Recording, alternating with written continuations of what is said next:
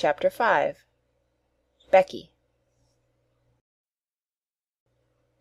Of course, the greatest power Sara possessed, and the one which gained her even more followers than her luxuries and the fact that she was the show pupil,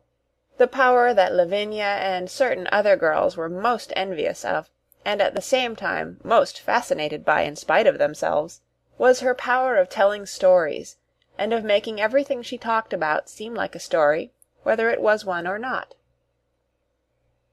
Anyone who has been at school with a teller of stories knows what the wonder means, how he or she is followed about and besought in a whisper to relate romances,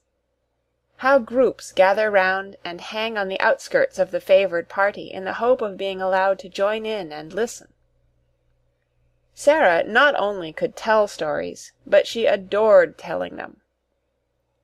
When she sat or stood in the midst of a circle and began to invent wonderful things,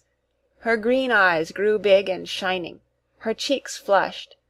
and without knowing that she was doing it, she began to act and made what she told lovely or alarming by the raising or dropping of her voice,